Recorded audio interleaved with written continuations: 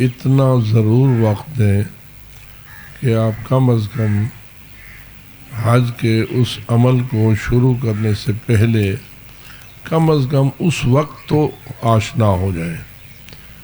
مثلا جب آپ احرام باندھنے کا وقت آئے تو آپ کا ذہن بالکل احرام سے خالی نہ ہو. طواف کا سلسلہ شروع کریں تو آپ طواف سے بھی بالکل ناآشنا نہ ہوں.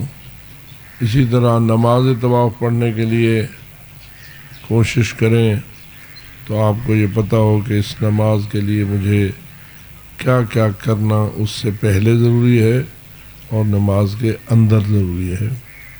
اسی طرح جب آپ صفا و مروہ کے درمیان سعی کے لیے جائیں تو کم از کم آپ کو متوجہ ہو کہ یہ کوئی عام کھیل نہیں ہے، یہ کوئی فٹ بال گراؤنڈ نہیں ہے، بلکہ یہ ان الصفا والمروہ من شعائر اللہ، اللہ کے شعائر میں سے، اللہ کے نشانیوں میں سے، اللہ کے فرائض میں سے ایک اہم ترین عبادت ہے جو ہمیں اللہ نے موقع عطا فرمایا ہے.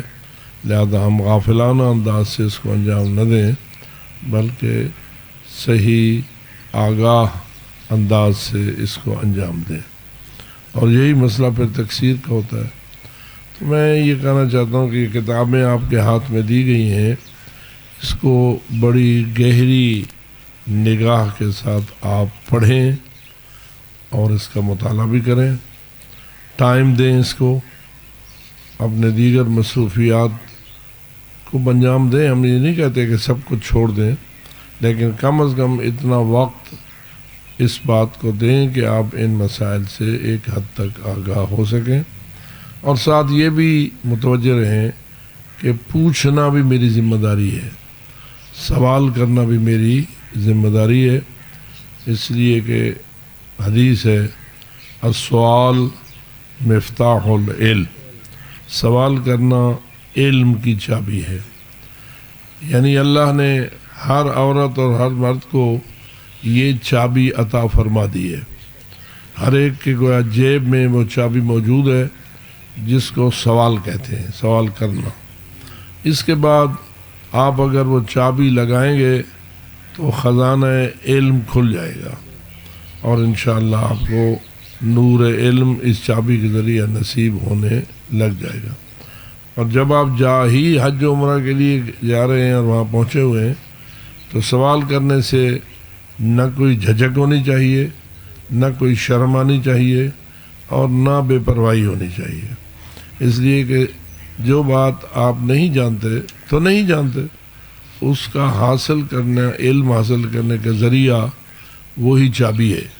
یعنی آپ کو سوال کرنا ہوگا اور سوال کے ذریعہ آپ کو انشاءاللہ اس امر کا جواب مل جائے گا، اور جس امر سے آپ غافل یا جاہل تھے وہ نور کی شکل میں تبدیل ہو کر آپ کے سینے میں منتقل ہو جائے گا. تو ہاں یہ بھی ضروری ہے کہ یہ بھی پہچان لو اور جان لو کہ کس سے سوال کروں. اگر جاہل سے سوال کرے گا تو جواب جہالت ہی رہے گی. لہذا آپ پہلے یہ پہچانیں کہ کسی ایسے شخص سے سوال کروں جو یہ جانتا ہو.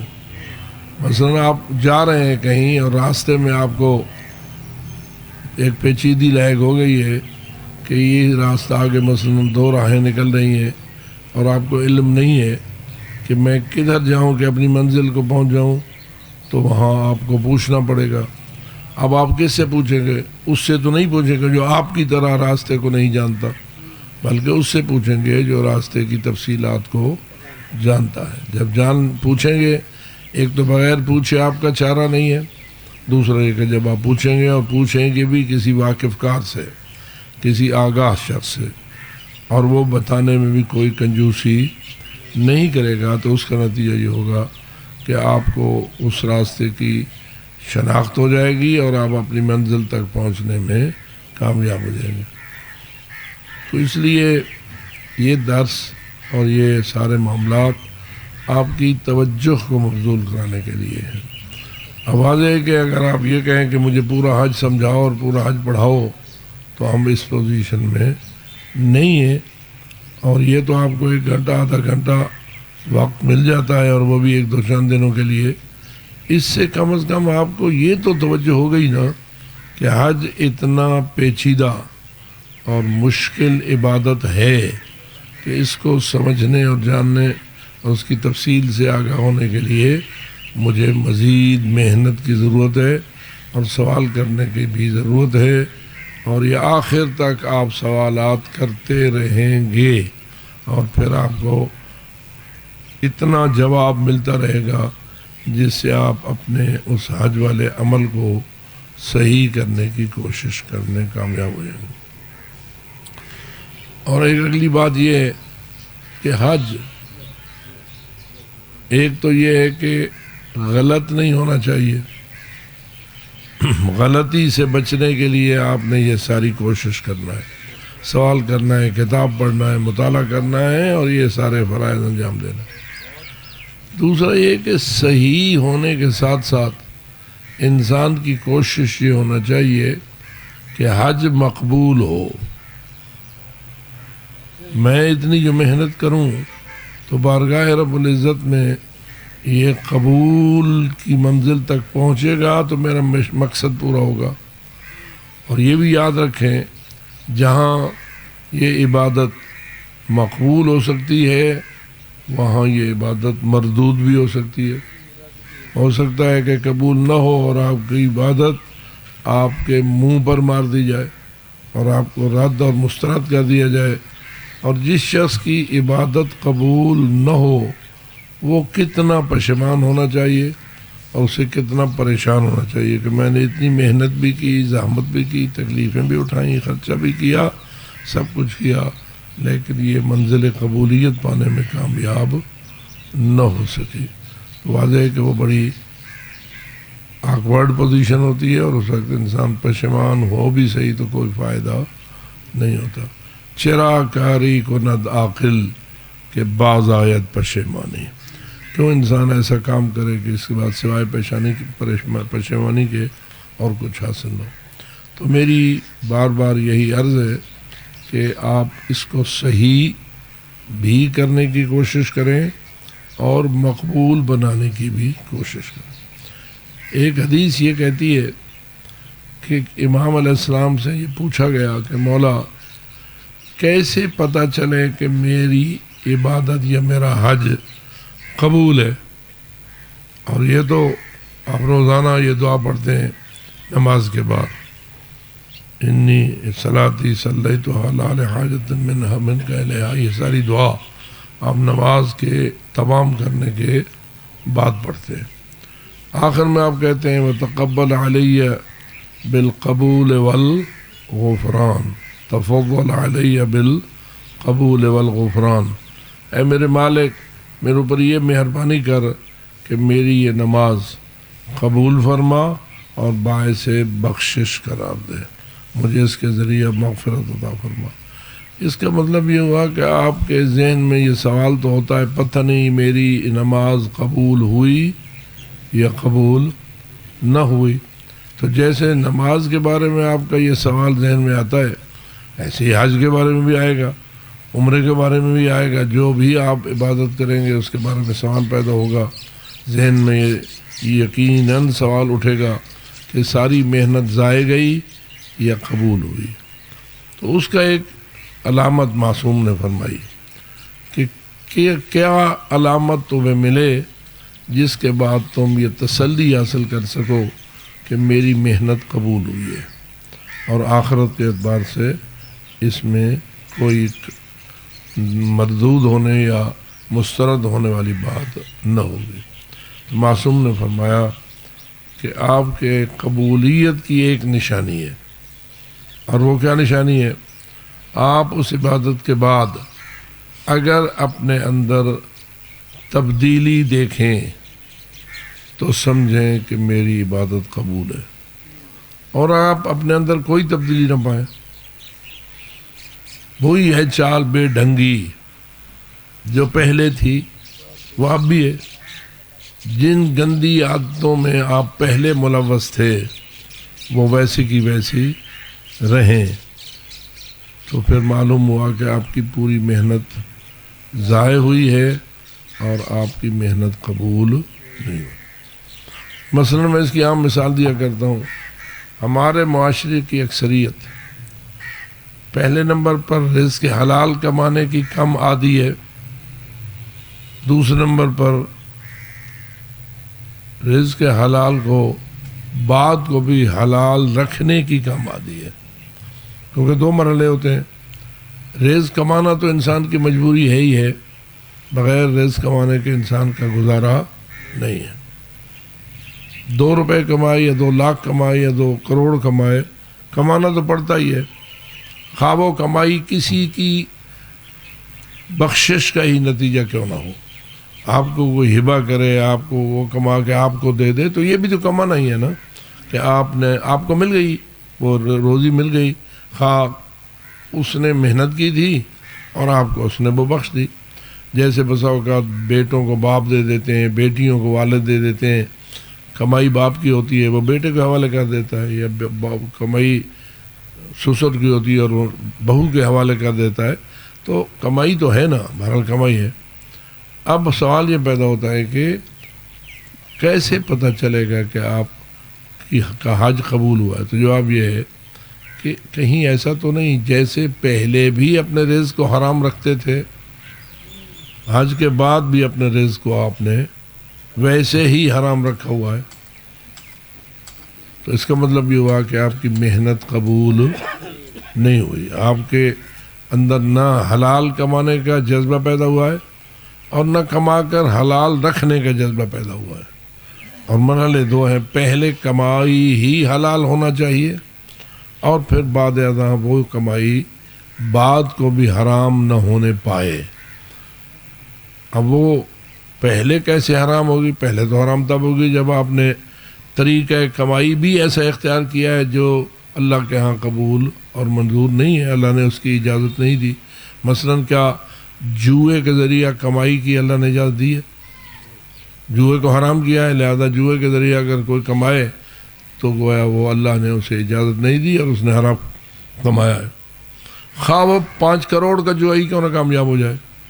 اب اگر کوئی شخص 5 کروڑ ایک جوئے کی بازی میں کمائے اور آ کر 2 کروڑ 3 کروڑ 4 کروڑ کسی مسجد پہ لگا دے اور بڑی عالی شان کروڑوں والی مسجد بنائے، تو آپ کا کیا خیال ہے؟ یہ مسجد اس کے لیے باعث بخشش ہوگی؟ کیوں نہیں ہوگی؟ اس لیے کہ اس نے جو روزی کمائی ہے اور اس مسجد پہ لگائی ہے وہ روزی حلال کی نہ تھی۔ آپ 5 روپے کما کر حلال کے مسجد پہ لگائیں، اس کا فائدہ زیادہ ہے، 5 کروڑ روپے حلال حرام کے کما کر آپ مسجد پہ لگائیں، اس کا نقصان زیادہ ہے۔ اور یہی حالت امام بارگاہ بنانے کی ہے۔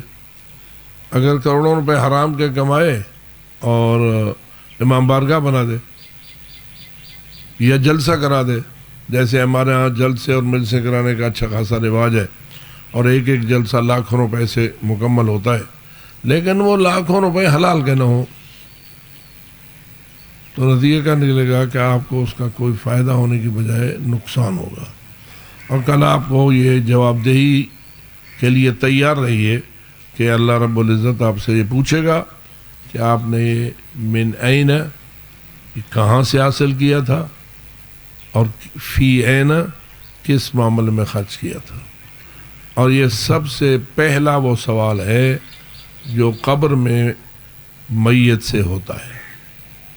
جب کسی کو قبر میں آپ دفن کر کے آتے ہیں تو واضح ہے کہ سوالات کی تو وہاں ہوتی ہے محفل، اور اللہ کے فرشتہ فرشتے آ کر سوال کہتے ہیں، تو جو سوالات ہوتے ہیں عام طور پر مشہور تو یہی ہے نا کہ من ربوں کا ومن نبیوں کا ومن اماموں کا وغیرہ، لیکن فروع دین کے حوالے سے جو سوالات ہوتے ہیں ان میں یہ سوال ہوتا ہے کہ تو نے رزق کہاں سے کمایا اور کہاں خرچ کیا۔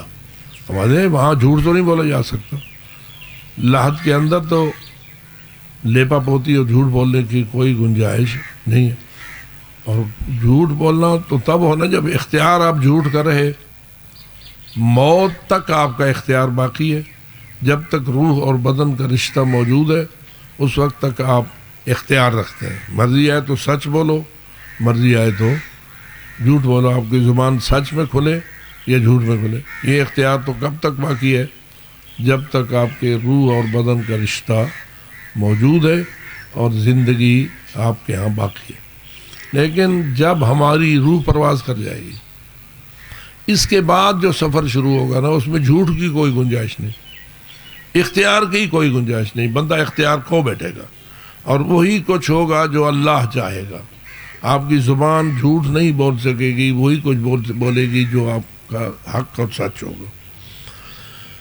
حتیٰ کہ آپ کے اپنے اعضاء بھی وہی کچھ کریں گے جو اللہ کی مرضی ہوگی. تو نتیجہ یہ ہے کہ جب جھوٹ نہیں بولا جا سکے گا تو وہاں کیسے انسان اس عذاب سے بچ سکے گا جو جھوٹے کو ملنا ہے، جھوٹ بولنے والے کو ملنا ہے. اس لیے انسان تیاری کرے اور حلال کمائے اور حلال پر خرچ کرے.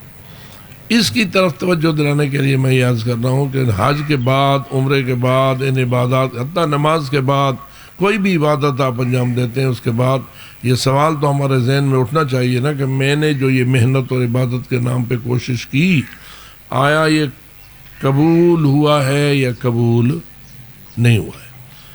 اگر میں ویسا ہی ہوں جیسے اس عبادت سے پہلے تھا، یعنی عبادت سے پہلے حلال کمانے کا پابند نہ تھا اور عبادت کے بعد بھی حلال کمانے کا پابند نہیں ہوں، حج جیسی عبادت مجھے نصیب ہوئی لیکن میں حلال کمانے کی پابندی اپنے اندر پیدا نہیں کر سکا، تو خود بخود معلوم ہو گیا کہ میں نے حج ایسا نہیں کیا جو اللہ کی بارگاہ میں قبول ہوا ہو. مسترد ہو جاتا ہے.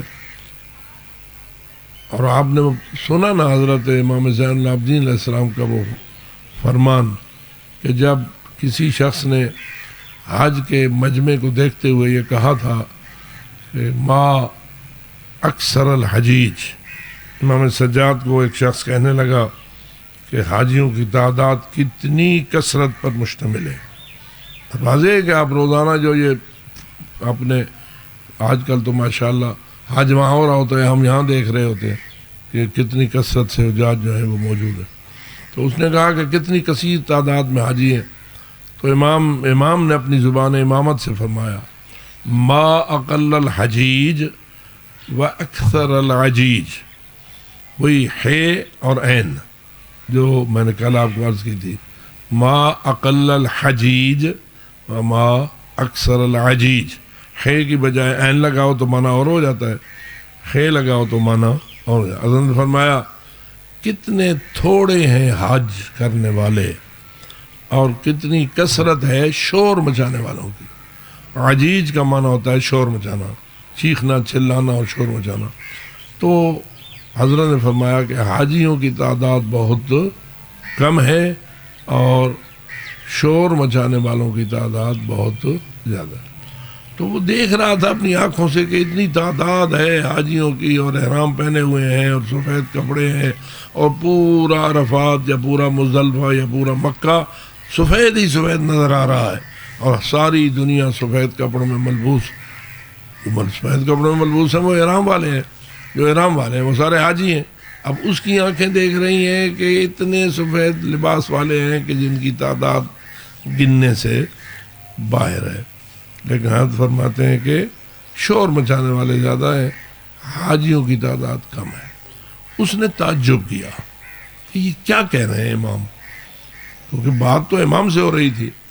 جب اس کے تعجب کو امام نے دیکھا تو آخر امام ہے نا، انہوں نے اس کی آنکھ کے سامنے سے اپنا ہاتھ گزارا تو فرمایا اب کیا نظر آتا ہے؟ تو اس نے کہا مولا کوئی انسان نظر آتا ہے، باقی سارے مختلف قسم کے جانور نظر آتے ہیں. تو فرمایا یہ جو کوئی انسان ہے وہ حاجی ہے اور جو جانور نظر آ رہے ہیں وہ حاجی نہیں ہے. تو اب اس روایت سے جو کہ امام کا معجزہ ہے، اور ہم لوگ معجزوں پر ایمان رکھتے ہیں بلکہ معجزوں کے ذریعہ ہی امام کی امامت کی شناخت کرتے ہیں. شاید ہم علم کے ذریعہ اتنی شناخت نہیں کرتے جتنے معجزے کے ذریعہ امام کی شناخت کرتے ہیں. اور یہ وجہ ہے کہ ہماری جو مجالس پڑھی جاتی ہیں ان میں علم امام کو اتنا نہیں روشن کیا جاتا جتنا معجزات کو بیان کیا جاتا ہے. سامعین بھی پسند کرتے ہیں کہ ہمیں کوئی معجزے سنائے جائیں، پڑھنے والوں کو بھی یہی نمبر ملتے ہیں، جتنے زیادہ معجزے سنائیں گے اتنا ان کی مجلس کامیاب ہوگی. تو معجزات پر قادر ہوتے ہیں امام علیہ السلام. اب ولایت اسی کا معنی ہے. حضرت نے اس کے آنکھوں کے سامنے سے ہاتھ گزارا تو میں اس کو یوں تعبیر کروں کہ گویا حضرت نے اس کی آنکھوں کے سامنے وہ اینک لگا دی جو حقیقت کو دیکھتی ہے، جو بناوٹ کو نہیں دیکھتی بلکہ حقیقت کو دیکھتی ہے. اب اس نے کیا دیکھا کہ جانوروں کی تعداد، مختلف جانوروں کی تعداد بہت زیادہ ہے اور انسانوں کی تعداد بہت کم ہے. اب یہ کون تھے؟ حاجی ہی تھے نا، احرام باندھے ہوئے، عرفات میں کھڑے ہیں، مزدلفہ میں کھڑے ہیں، مکہ میں کھڑے ہیں، کوئی طواف میں ہے، کوئی کس میں ہے. اب اس لیے میں عرض کرنا چاہتا ہوں کہ یہ تو حالت ہے لوگوں کی کہ لوگ اپنے اعمال کی صحت کی طرف بھی متوجہ نہیں ہوتے اور اپنے اعمال کی قبولیت کی طرف بھی متوجہ نہیں ہوتے. اور جو متوجہ نہیں ہوگا اس کو جبری طور پر تو اللہ صحیح قرار نہیں دے دے گا. اس کی مہربانی لامحدود ہے، وہ غفور الرحیم ہے، وہ بخشتا ہے، لیکن انسان کا عمل اپنے طور پر تو صحیح کرنے کی کوشش ہونی چاہیے اور مقبول عمل انجام دینے کی کوشش ہونی چاہیے. تو میری یہ ساری محنت کا مقصد یہ ہوا کہ ہمارا رزق کیا ہونا چاہیے؟ حلال ہونا چاہیے. کیا رزق حرام بھی اللہ تقسیم کرتا ہے؟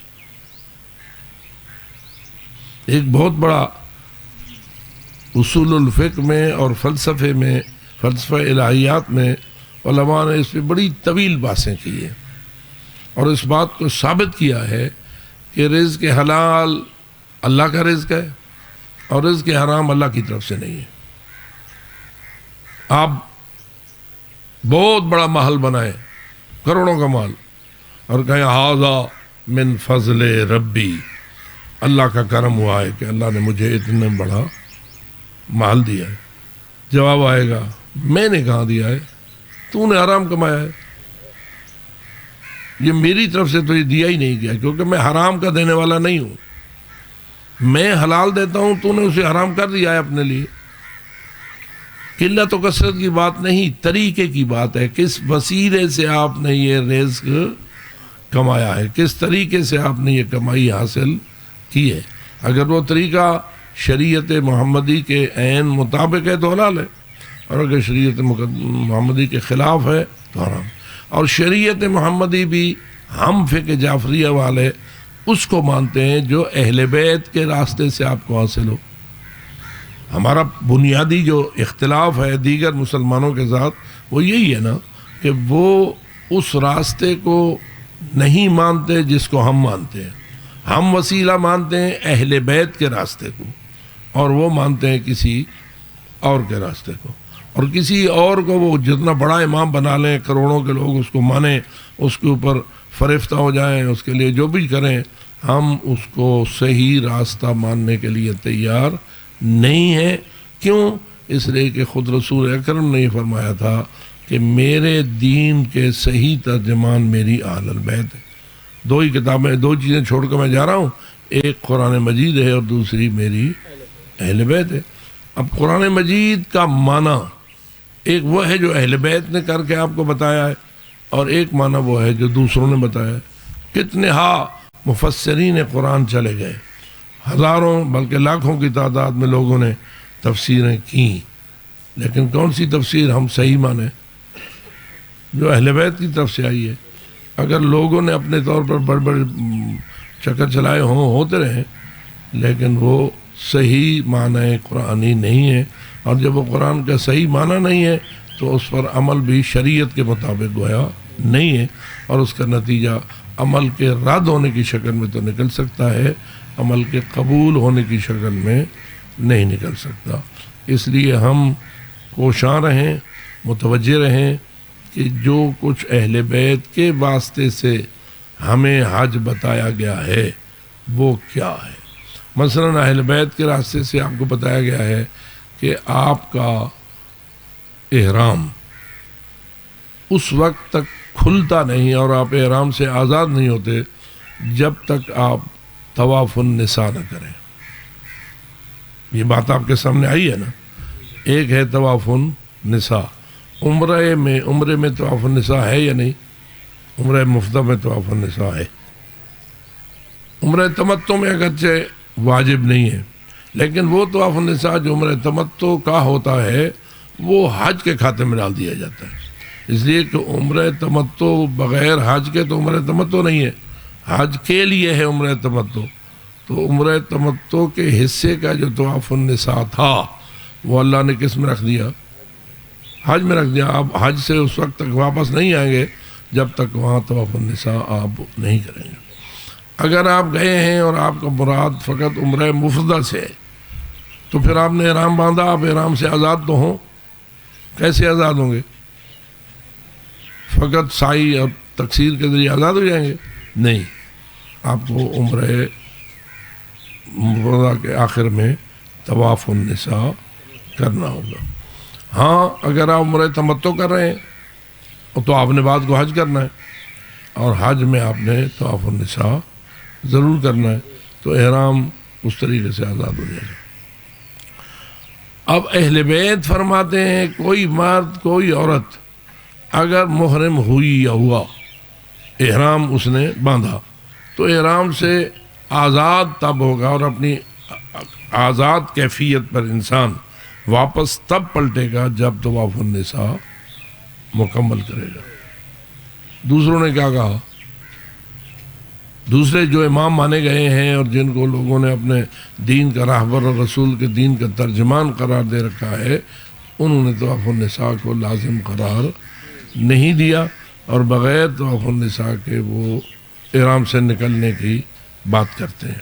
احرام طواف النساء نہیں کرتے، احرام کے کپڑے کھول دیتے ہیں.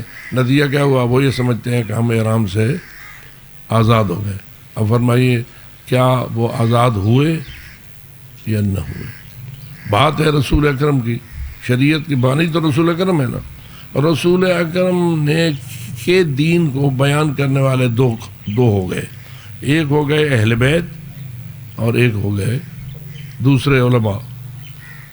اور مزیدار بات یہ ہے کہ یہ کام رسول کے سامنے کا ہو یا رسول کے وفات کے فوراً بعد شروع ہو گیا تھا.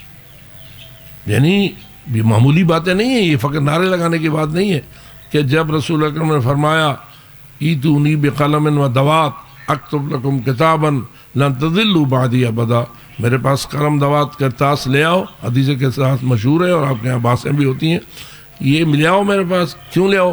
تاکہ میں تمہیں ایک ایسی دستاویز لکھ کے دوں جس کے بعد گمراہی تمہارے قریب نہ آنے پائے. اب کیا ہوا؟ کوئی شخص آڑے آیا یا نہ آیا؟ ایک شخص آڑے آیا اور کہنے لگا کہ کوئی ضرورت نہیں ہے، ان الرجل لیحجر. اس کو تو پتہ ہی نہیں ہے میں کیا کہہ رہا ہوں. کس کو کہہ رہا ہے؟ رسول اکرم کو کہہ رہا ہے کہ رسول اکرم، ایک ہوتا ہے جب انسان سر پر بخار چڑھ جائے تو کچھ بولنا شروع کر دیتا ہے.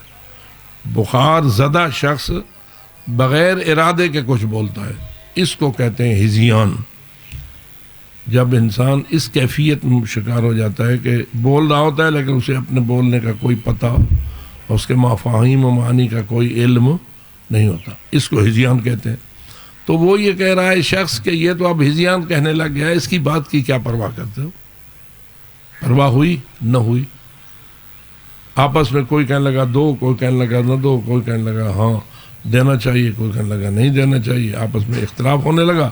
بالآخر اختلاف اس حد تک پہنچ گیا، بات چیت آپس میں اس حد تک پہنچ گئی کہ رسول نے فرمایا قوموا عنی لا ينبغی ان التراضوا، اٹھ جاؤ یہاں سے، یعنی میرے الفاظ میں دبا ہو جاؤ، اس لیے کہ میرے پاس بیٹھ کر یہ نزاع کرنے کی کوئی گنجائش نہیں. اب بتائیے وہ چیز جو رسول لکھ کے دینا چاہتے تھے وہ کیا تھی؟ وہ اہل بیت تھے. رسول یہ لکھ کے دینا چاہتے تھے، پہلے بھی ہمیشہ کہا کرتے تھے، یہ کوئی پہلی مرتبہ نہیں رسول اکرم نے فرمایا تھا، ابتدا سے دعوت ذوالعشیرہ کو آپ پڑھ لیں نا تو اس میں بھی یہی بات آتی ہے کہ رسول اکرم نے دعوت ذوالعشیرہ میں بھی متوجہ کیا تھا کہ علی میرا بھائی ہے اور میرے دین کا وسیع بھی ہے اور میرا ترجمان بھی ہے اور سب کچھ ہے، علی منی وانا منہ وسیع و خلیفتی من بعدی، ساری باتیں رسول اکرم تو ہر منزل میں ہر محفل میں کہا کرتے تھے، اور بات سو یہی جملہ کہتے تھے کہ اگر تم نے ان باتوں پر عمل کیا تو گمراہی تمہارے نزدیک نہیں آئے گی، گمراہی نہیں آئے گی، تم گمراہی سے بچ جاؤ۔ آخری منزل میں بھی یہی کہا، لیکن انہوں نے پرواہ کرنے کی بجائے راستے میں رکاوٹ ڈالی اور رسول نے ہٹا دی۔ اب مجھے یہ بتائیے کہ یہ دو راستے کیوں بن گئے، ایک اہل بیت کا راستہ اور ایک دوسروں کا راستہ۔ دوسرے پتہ نہیں کتنے ائمہ ہیں، مجھے اس کی بحث کرنے کی ضرورت نہیں، کتنے رہنما ہیں، 4 تو مشہور ہیں نا، اور باقی بھی کتنے ہیں پورے عالم میں، اس وقت سے لے کے آج تک گنو تو پتہ نہیں ہزاروں کی تعداد میں راہبر دین بن جائیں گے جنہوں نے لوگوں کو دین کی معرفت کرائی ہے۔ وہ سارے اہل بیت کی بات کرتے ہیں یا اہل بیت سے ہٹ کے بات کرتے ہیں؟ تو وہ اہل بیت سے ہٹ کر بات کرتے ہیں، نتیجہ یہ نکلا کہ ان سب نے راستے کو اور مسیر کو منحرف کر دیا ہے اور غلط راستے پہ چڑھا دیا ہے، اور غلط راستے چڑھ گیا تو شریعت محمدی تو نہ ملی ایک شخص کو۔ اب بتائیے کہ جو اس راستے سے ہٹا اس کو شریعت حقیقی نہ ملی۔ ہم کم از کم اپنے اللہ کا جتنا بھی شکر ادا کریں کم ہے کہ ہمیں اللہ نے اس راستے کی معرفت کرا دی، جیسے بھی کرا دی۔ ہمارے باپ نے ہمیں یہ راستہ بتایا، ہمارے کسی اور بزرگان نے ہمیں راستہ بتایا، ہمیں کسی استاد نے یہ راستہ سمجھایا، ہم کسی دعا کی قبولیت کی وجہ سے اس راستے پہ آ گئے، کیونکہ وہ بھی ہوتا ہے کہ کوئی ایک دعا ہماری قبول ہو گئی اور پتہ چلا کہ یہ تو اہل بیت کے صدقے قبول ہوئی ہے، تو ہم نے رائے اہل بیت اختیار کر لیا، اور یہ آج کل آپ کے سامنے ہو رہا ہے۔ یہی مشکل جو اس وقت چل رہی ہے اس میں ہماری امت میں، اور امت جس کی مصیبت کا شکار ہو گئی ہے تو اس کا شکار ایک یہی ہے نا کہ اہل بیت کے راستے کو چھوڑا ہے، تو آج اس مصیبت میں گرفتار ہو گئے ہیں، اور دشمن، کافر، مشرک، منافق چڑھ دوڑے ہیں امت مسلمہ پر، اور اس وقت قتل و غارت کا بازار گرم ہے، اور حق جو ہے اس کو چھپایا اور دبایا جا رہا ہے۔ تو یہ ساری صورتحال جو ہے اس وجہ سے، لیکن ہم اللہ کا کتنا شکر ادا کریں کہ جس نے ہمیں اس صراط مستقیم کی معرفت کرا دی ہے۔ لیکن وہ صراط مستقیم فقط نعرے لگانے کے لیے ہے یا عمل کرنے کے لیے؟ اب یہ سب سے بڑی مشکل ہے کہ نعرہ لگاؤ، نعرہ حیدری چھٹی، دین جو مرضی ہے اس کے ساتھ ہوتی رہے، عمل کے میدان میں ہم جو مرضی ہے کرتے رہیں، اور ہم اسی ڈھنگ پہ چلتے رہیں جو لوگوں نے چلا رکھا ہے، اور ہم پرواہ نہ کریں، اپنے رزق کو بھی حلال نہ بنا سکیں۔ اور اگر اپنے رزق کو ہم حلال نہ بنائیں تو نتیجہ کیا ہوگا؟ سارا حج بھی ضائع ہو جائے گا، عمرہ بھی ضائع ہو جائے گا، اور ہم معاشر میں جواب دہ ہوں گے اس بات کے کہ ہم نے اس کے مطابق عمل کیوں نہیں کیا تھا۔ تو نتیجہ یہ ہے کہ یہ ساری بات وہاں تک ہے۔ میں آپ سے یہ اپیل کرنا چاہتا ہوں کہ آپ اس کو ذرا خود پڑھیں، یہی رسالہ جو آپ کے ہاتھ میں ہے، اس کی ایک ایک سطر کو ذرا آپ اپنے طور پر بھی پڑھیں، اور پھر میں تو اس وقت محسوس کروں گا جب آپ اس سے سوالات نکالیں گے۔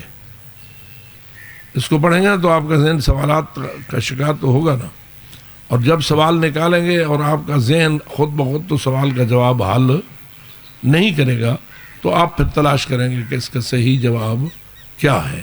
اب پتہ چلے گا کہ آپ نے واقعاً اپنے عمل کو صحیح اور مقبول بنانے کی کوشش کی ہے۔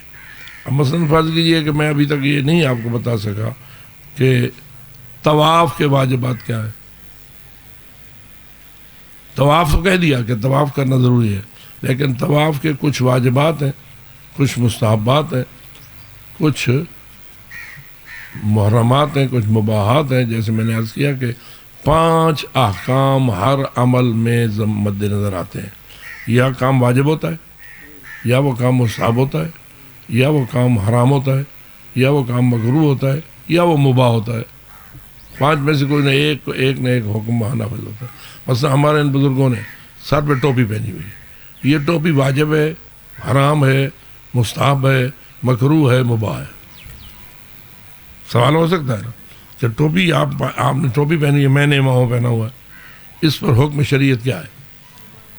تو مباح کہیں گے، کیونکہ نہ رسول اکرم نے ٹوپی کو واجب قرار دیا ہے، نہ ٹوپی کو مستحب قرار دیا ہے، مستحب قرار دیا ہے تو امامے کو مستحب قرار دیا ہے، ٹھیک ہے نا، اور نہ اس کو مکروہ قرار دیا ہے، نہ اسے حرام قرار دیا ہے، مباح ہے، یعنی آپ کا اختیار ہے، چاہے پہنو چاہے نہ پہنو، پہننے سے کوئی زیادہ ثواب نہیں ہوگا اور نہ پہننے سے کوئی زیادہ عذاب نہیں۔ آپ میں سے بہت سے لوگ سر ننگے بیٹھے ہیں، یہ سر ننگا بیٹھنا واجب ہے، مستحب ہے، مکروہ ہے، حرام ہے یا مباح ہے؟ تو آپ کہیں گے کہ یہ مکروہ ہے، کیوں کہ سر ننگا بیٹھنا مستحب نہیں ہے، مستحب سر پر کسی کپڑے کا ہونا ہے۔ اب جہاں یہ ذرا تھوڑا سا فرق دیکھیے، عورتوں کا سر ننگا ہو حرام ہے، عورت اس ماحول میں آ بیٹھے تو سر ننگا جائز ہے؟ نہیں، کوئی دیکھنے والا نہ ہو تو بھی عورت کو احتیاط کرنی چاہیے کہ ممکن ہے کوئی آ جائے اور میرا ننگا سر دیکھ لے، تو ننگا سر نہیں ہونا چاہیے۔ ہاں ایک ایسا مقام جہاں کسی کے دیکھنے کا کوئی امکان نہ ہو، یعنی اس حد تک علماء نے فرمایا ہے کہ اپنے گھر کے دروازے سے کوئی عورت فقط باہر ایک لمحے کے دیکھنے کے لیے کوئی آ رہا ہے یا نہیں آ رہا ہے، سر ننگے سر نہ نکالے، جھانکے بھی نہیں، کیوں؟ امکان ہے کہ کوئی نامحرم اس کو ننگا سر دیکھ لے، یہ بھی احتیاط ہے۔ تو معلوم ہوا کہ عورت کا سر ننگا ہونا اور ہے، مرد کا سر ننگا ہونا، مرد کا سر پہ کوئی نہ کوئی چیز کا ہونا مستحب ہے، عورت کا بعض اوقات مستحب ہے، بعض اوقات واجب ہے، اور کبھی اگر سر ننگے ہوگی تو حرام ہے۔ اب ذرا آپ اندازہ لگائیں کہ اس معاشرہ مسلمین میں جہاں مسلمان بستے ہیں، ننگے سر عورتیں کتنی باہر ہوتی ہیں؟ تو جواب تو یہی ہے نا کہ اکثر ہی سر ننگے نظر آتی ہیں۔ اب جب اللہ تعالیٰ کی ذات فرماتی ہے کہ تمہاری عورتوں کو نہیں چاہیے کہ وہ سر ننگے بازاروں میں آئیں یا باہر آئیں، اور ہمارے ہاں شاید 98% کہوں یا 99% کہوں عورتیں سر ننگے باہر آ رہی ہیں، کیونکہ وہ مقلد یا وہ لیتی ہیں سارا کلچر مغرب سے، مغرب کے کلچر کی غلام بن گئی ہیں۔ مغرب والے چونکہ سر ننگے رہتے ہیں، اس لیے ہمارے مسلمان بھی اسی حالت کے شکار ہو گئے۔ اب بتائیے اللہ اس معاشرے پہ رحمتیں نازل کرے،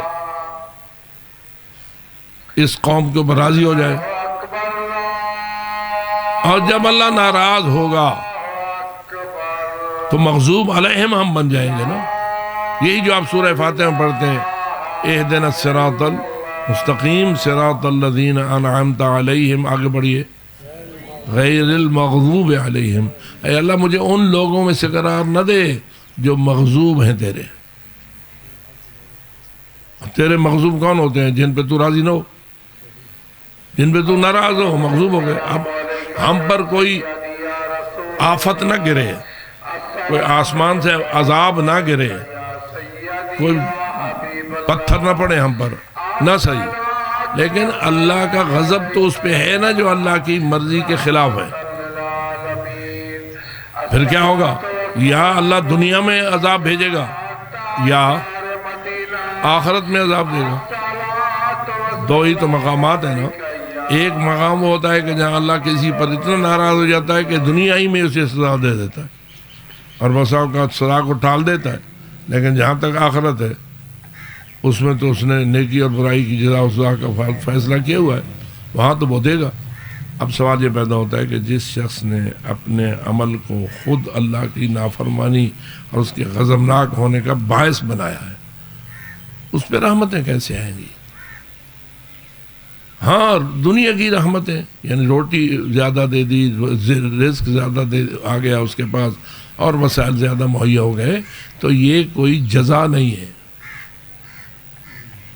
اور نہ اس کے ذریعے انسان اپنے آپ کو سزا سے دور کر سکتا ہے۔ بس اتنا ہو سکتا ہے سزا مؤخر ہو گئی، اللہ نے موت سے پہلے سزا نہ دی، لیکن اگلا جہان شروع ہوتا ہے موت سے، جس کو آپ اگلا جہان کہتے ہیں، وہ کب شروع ہوتا ہے؟ ہر شخص کی موت کے لمحے سے اگلے جہان کا آغاز ہو جاتا ہے، اور انسان جو ہے جن جہانوں میں سے گزرنے کے لیے خلق کیا گیا ہے، پہلے یہ دنیا کا جہان ہے، یہ موت تک ہے، موت کے بعد جو جہان آئیں گے وہ بعد والے ہیں، اور ان میں وہ جزا و سزا کا مسئلہ نافذ ہو جائے گا، اور اللہ وہ جہاں چاہے گا ہمارے برے اعمال کی سزا ہمیں دینا شروع کر دے گا۔ تو اس لیے میں کہتا ہوں کہ مغضوب علیہم نہیں بننا چاہیے، اور یہ بہت بڑا کمال ہے اہل البیت کا کہ انہوں نے آپ کو غضب اور رضا، اللہ کی رضا اور اللہ کا غضب، اس کے درمیان ایک حد فاصل قائم کر دیے، اور بتا دیا ہے کہ یہ باعث غضب امور ہیں اور یہ باعث رضا امور، ان کے ذریعہ آپ پہ اللہ ناراض ہوتا ہے، اور ان کے ذریعہ آپ پہ اللہ راضی ہوتا ہے، اور پھر یہ اس کی کریمی ہے، اس کا رحم ہے کہ ہم گناہ کر کے لائے کہ سزا ہو گئے، لیکن اس نے کہا میں پھر بھی تمہیں بخشنے کے لیے تیار ہوں۔ بعض اوقات وہ آپ معافی مانگتے ہیں تو بخشتا ہے، اور بعض اوقات آپ کی کسی اور نیکی کی وجہ سے یہ گناہ بخش دیتا ہے۔ مثلا آپ حج پہ جا رہے ہیں، کیا حج باعث بخشش عمل ہے؟ یعنی یہ روایات تو آپ کے سامنے پڑھی گئی ہیں نا کہ حاجی حج سے بسا اوقات ایسے واپس آتا ہے جیسے آج اپنی ماں کے پیٹ سے پیدا ہوا ہے۔ کیا مثال اس تشبیہ کا مطلب کیا ہے؟ جیسے بچہ تازہ جب متولد ہوتا ہے تو اس کے ذمہ کتنے گناہ ہوتے ہیں؟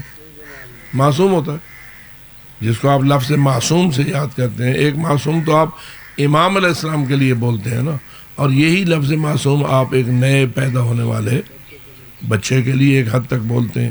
تو یہ معصوم گناہوں سے پاک ہو گیا۔ اب اللہ فرماتا ہے کہ اگر تم نے حج مقبول انجام دیا تو تمہارے سارے گناہ میں ایسے معاف کر دوں گا جیسے آج حج سے واپس گئے ہو تو آج ماں کے پیٹ سے تمہاری نئی ولادت ہو گئی ہے، اور تم اپنے سارے گناہوں سے پاک ہو گئے۔ بخشش کا ایک طریقہ ہے نا، اور آپ یاد رکھیں کہ آپ کو اللہ نے بخشنے کے لیے بلایا ہے۔ آپ کو جو حج نصیب ہوا ہے یہ فقط ایسے چند اعمال نہیں ہیں جو آپ نے کرنے ہیں، بلکہ یہ ایسے اعمال ہیں جو آپ کی مغفرت کا وسیلہ ہے۔ نہ فقط آپ کی مغفرت کا وسیلہ ہیں بلکہ آپ کے بزرگان کی مغفرت کا وسیلہ ہیں، آپ کے احباب کی مغفرت کا وسیلہ ہیں، اور یہی نیکیاں ہوتی ہیں جن کی وجہ سے اللہ بہت سارے گناہوں کو معاف کر دیتا ہے۔ تو اس لیے آپ ایک ایسے عمل میں بلائے گئے ہیں جو آپ کی بخشش کا وسیلہ ہے، لیکن آپ کو متوجہ تو ہونا چاہیے۔ میں پھر پلٹوں گا اس بات کی طرف کہ حج مقبول کب ہوتا ہے؟ قبولیت کی نشانی کیا بتائی میں نے معصوم کی زبان سے؟ جب آپ کو آپ کے اندر تبدیلی آئے۔ تبدیلی کیا ہے؟ یہ عمران خان والی تبدیلی وہ تبدیلی تو نہیں، تبدیلی کیا ہے کہ ہمارا کردار میں تبدیلی آئے، ہماری عادات میں تبدیلی آئے، ہم جن عادات کے پابند ہو گئے ہیں اور وہ گناہ پر مشتمل ہیں اس کو چھوڑیں، اور پھر دوبارہ ہم اس قسم کی کوئی حرکت نہ کریں۔ اگر ایسا آ گیا ہے، اب میں حیران ہوتا ہوں، داڑھی رکھتے ہیں مکے تک، حج کیا واپس آئے پھر نئی منڈوانے والی عمل شروع کر دیا۔ اب آپ بتائیے داڑھی منڈوانا مرد کے لیے 5 احکام میں سے کس حکم میں ہے؟ حرام ہے، مکروہ ہے، مستحب ہے، واجب ہے، مباح ہے، کیا ہے؟ اب حالانکہ دوسرے بھائی جو ہیں وہ اتنا سخت واجب اسے نہیں سمجھتے جتنا فقہ جعفریہ اسے سخت واجب سمجھتی ہے. وہ لفظ سنت بول کر اس کی سختی کو کم کر دیتے ہیں، لیکن ہم یہ تو آپ کے علماء نے کم از کم بتا دیا کہ بھائی مرد کے لیے داڑھی مڈوانا حرام ہے اور داڑھی رکھنا واجب ہے، فقط حج کے دنوں میں یہ مستقلاً. اب کیا ہوتا ہے، پہلے تو وہاں جاتے ہی داڑھی منڈے ہیں، خانہ کعبہ کو رخسار لگا رہے ہیں، داڑھی منڈی ہوئی. کیا اللہ نہیں جانتا کہ یہ میرے غضب کا مستحق میرے گھر پہ آ کے اس نے کیا کرنا شروع کر دیا ہوا؟ اسی چیز پہ ہمارے محترم مجتہد اعظم حافظ بشیر صاحب کرنا سختی کرتے ہیں. میں تجھے شرم نہیں آتی، تو امیر المومنین کی زری کو اپنا چہرہ لگا رہا ہے جبکہ تو امیر المومنین کے حکم کی مخالفت کیے ہوئے ہے. امام حسین کی زری کو چوم رہا ہے جبکہ تیرا چومنا ہی بتا رہا ہے کہ تو امام کے حکم کا مخالف ہے، اس کی پرواہ کیے ہوئے نہیں ہے. لیکن آپ دیکھ لیں کتنی غلیظ عادت مسلط ہو جاتی ہے، وہی نا. اور وہ تو امام رسول اکرم نے فرمایا تھا، اے سلمان ایک زمانہ ایسا آنے والا ہے جس چیز کو میں حرام کہہ کے جا رہا ہوں لوگ اسے کہیں گے جائز ہے. شریعت میں بیان کر کے جا رہا ہوں کہ یہ غلط ہے، حرام ہے، اور وہ کہیں گے حرام نہیں ہے. کیا خیال ہے آج کل اس قسم کی باتیں ہو گئی ہیں یا نہیں ہو گئی؟ تو گویا رسول کے فرامین بالکل سچے اور حق ہیں. تو ہمیں کم از کم ان وسیلوں سے آگاہ رہنا چاہیے کہ ہمیں اللہ نے جو سعادت نصیب فرمائی ہے اس سعادت کے کچھ تفصیلات ہیں، کچھ شرائط ہیں، کچھ اس کے احکام ہیں. لہذا ہم ان گندی عادتوں کو چھوڑنے کی پکی نیت کر لیں، بلکہ آج سے ہی چھوڑ دیں، جن کو گناہ کہا جاتا ہے، جو اللہ کو پسند نہیں ہے، جو محمد و آل محمد کو پسند نہیں ہے. یہاں ایک جملہ یہ بھی کہہ دوں، یہ جو رسول اکرم نے فرمایا زہرا تیری ناراضگی میری ناراضگی ہے،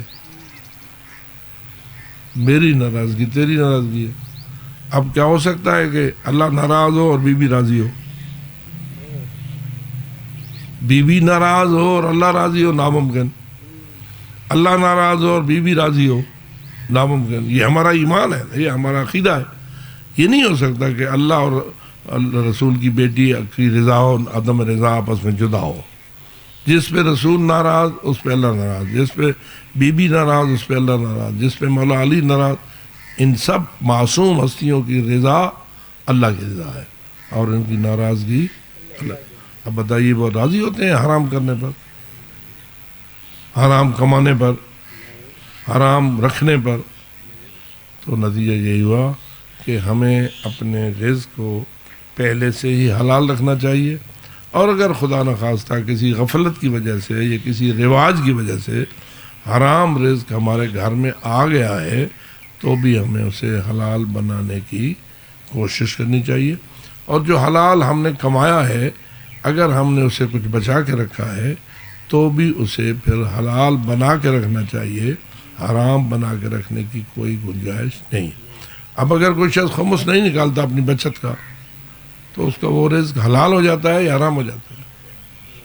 کمایا حلال کا ہوتا ہے، لیکن جب وہ بچت بنا اور اس پر حکم الہی کے مطابق خمس واجب ہو گیا، اگر کسی نے نہ دیا، پڑھیے آپ حدیث، لعنت کرتے ہیں معصوم. ایک درہم یا ایک روپیہ بھی تمہارے پاس اگر ہمارے خمس کا ہے اور آپ نے نہیں دیا تو یہ پتہ نہیں، مجھے نہیں سمجھ آتی کتنے جری ہو گئے ہم لوگ.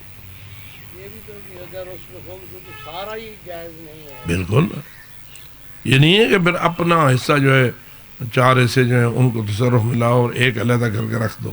نہیں، 4 حرام ہو جائیں گے، بلکہ 5 حرام ہو جائیں گے. اب 5 روپے ہیں ایک دو گے راہ خمس میں تو 4 آپ کے لیے حلال، ایک نہیں دو گے تو 5 حرام.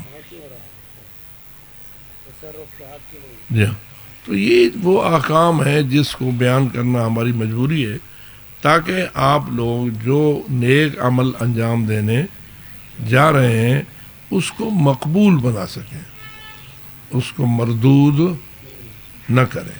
اور یہ بات یاد رکھیں، عمل مقبول بھی ہو سکتا ہے اور عمل مسترد بھی ہو سکتا ہے، اس پر سرخ کانٹا بھی لگ سکتا ہے اور اس کو قبول بھی کیا جا سکتا ہے. یہ ہے آپ کا اپنا اختیار.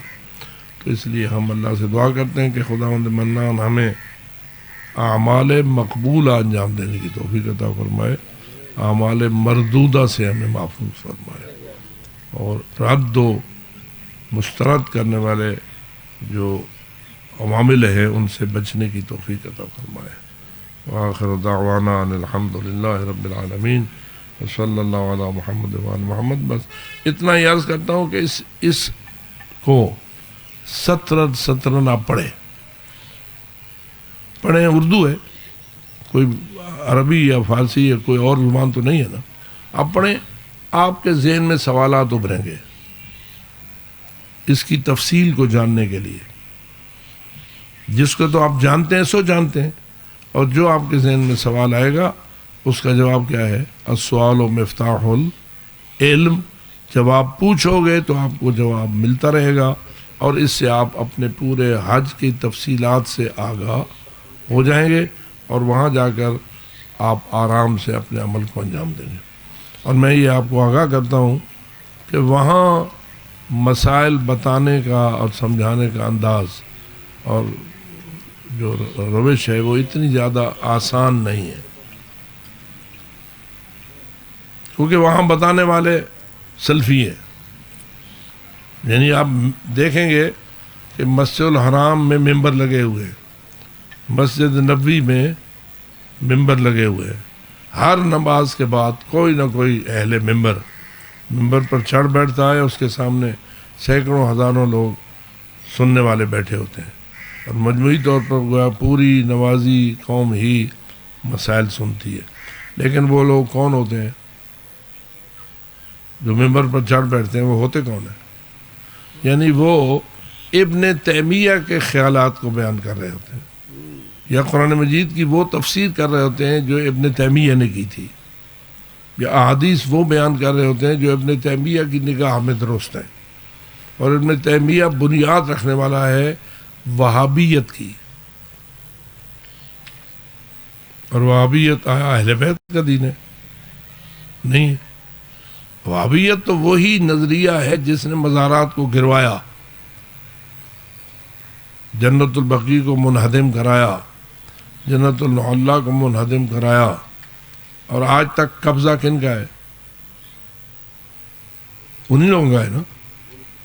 آپ ذرا جائیں وہاں کرسی لگا کر بیٹھیں، ذرا اپنے مسائل کو بیان کریں تو پتہ چل جائے گا. ہم جاتے ہیں وہاں، ہم دیکھتے ہیں، ہمارے اندر یہ جرات نہیں ہوتی کہ ان کے مقابلے میں ہم کرسی لگا کے بیٹھ جائیں. اگر ہم کہیں کچھ بیان کرتے ہیں تو اندر کمرے میں بیٹھ کر بیان کرتے ہیں، اور وہاں بھی بساؤ کا آ کے ہمیں روک دیا جاتا ہے. کئی مرتبہ ایسا ہوا کہ ہم کمرے کے اندر بیٹھ کر اپنے مسائل بیان کر رہے تھے، لیکن انہوں نے ہمیں روک دیا. اب اگر ان کے روکنے کے باوجود ہم بیان کریں گے تو پھر کیا ہوگا؟ اٹھائیں گے اور ہمیں وہاں پہنچائیں گے جہاں سے ہم پھر واپس ہی نہیں آئیں گے. تو یہ میں سمجھتا ہوں یہ فضا جس میں آپ بیٹھے ہیں، جسے آپ پاکستان کی فضا کہتے ہیں، یہ ایک لحاظ سے اللہ کا ہم پہ بہت بڑا احسان ہے کہ ہم کم از کم اپنے مسائل فقہ جعفریہ کو بیان کرنے میں تو ایک حد تک آزاد ہیں، اگرچہ اتنے آزاد نہیں ہیں جتنے کہ ہونے چاہیے، لیکن ایک حد تک ہیں. اور نتیجہ یہ ہے کہ ہم آپ کو آپ کے فقہ جعفریہ کے مسائل بیان کرنے کی کوشش میں کامیاب ہو جاتے ہیں. لیکن اب آپ کا فریضہ ہے کہ آپ خود بھی اس کے لیے کوشاں رہیں نا، اپنی محنت، اپنا جو آزادی ہے اس سے فائدہ اٹھائیں، اور اپنے ذہن کو ان مسائل کی معرفت سے آشنا کریں. بلکہ ہم تو پھر یہ چاہتے ہیں کہ آپ دوسروں کی رہنمائی کے لائق ہو جائیں. کیونکہ جب آپ جائیں گے تو وہاں دیکھیں گے کہ آپ کے ہم مسلک بیچارے نہیں جانتے احرام کیا ہے، سائی کیا ہے اور دیگر احکام، ان کو پتہ ہی نہیں ہے. وہ ایسے ہی بس مجلس کے طور پر حج کے مسائل کو سن کے آئے ہوئے ہیں. اور جیسے مجلس میں 2% بیان ہوتا ہے اور 98% بیان نہیں ہوتا، وہاں بھی ایسا ہی ہوگا. اور نتیجہ یہ ہوگا کہ میں آپ کو کیسے مثالیں پیش کروں.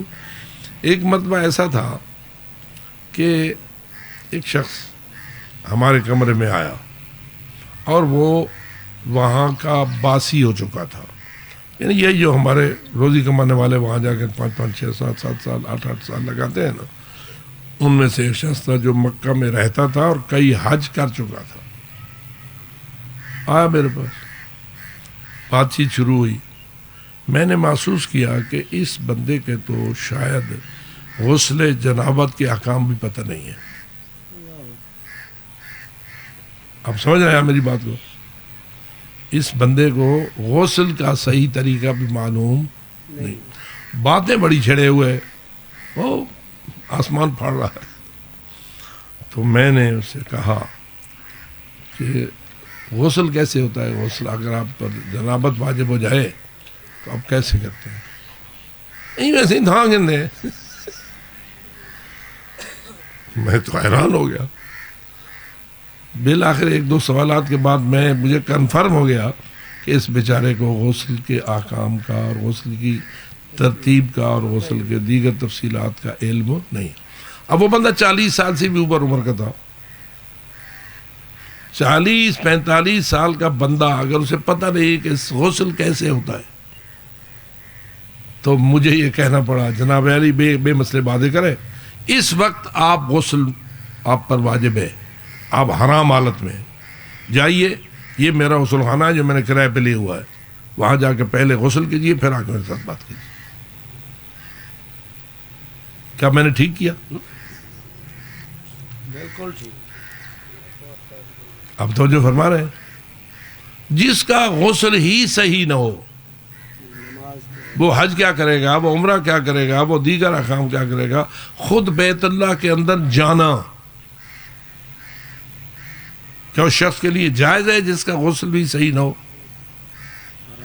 اس مسجد میں جانا جائز نہیں ہے، تو اللہ کے گھر کی مسجد میں جانا. تو آپ دیکھ لیں کتنی سخت ترین صورتحال ہے.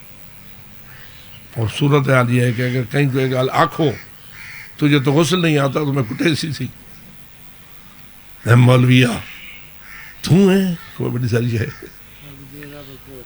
تو یہ آپ کی جرأتوں میں اضافہ کیا ہے آپ کی مجالس نے. اور میرے لیے یہ بات مشکل ہے کہ میں یہ کہوں کہ آپ کے پڑھنے والوں نے آپ کو نور دینے کی بجائے تاریخیاں بانٹی ہیں، جو یہ کہتے ہیں کہ جو مرضی آوے کر چھوڑو. میری مرضی کا نام محمد والے محمد کی مرضی کے برابر قرار دیتے ہو. یہ ہمارے دین کی بنیاد کے بھی خلاف ہے، لیکن کر رہے ہیں لوگ ایسا. شکر خدا ہے کہ کچھ ایسے حضرات اللہ نے ہمیں دیے ہیں جو کچھ حق ممبر پر بیان کرنے والے بنے. ورنہ اسی سرزمین پر ہم نے وہ باتیں دیکھی ہیں کہ جن کا شریعت سے کوئی تعلق نہ تھا، اور جاہلوں نے علماء کو چیلنج کیا ہے. آپ نے کبھی سوچا کہ ہمارے والد مرحوم پر اتنے تبرے کیوں ہوئے؟ اب بھی کئی لوگ کہیں نہ کہیں گوشت کنار میں نکل آتا ہے جو ان کی قبر کو بھی قبول نہیں کرتا. کیا قصور کیا تھا ان نے؟ یہی کچھ کیا تھا نا کہ جو حق تھا اس کو بیان کرنا شروع کیا. وہ حق ان کے ذہن میں باطل تھا، وہ گالیاں بھی نکالتے ہیں اور آج تک بھی ایسا ہوتا ہے.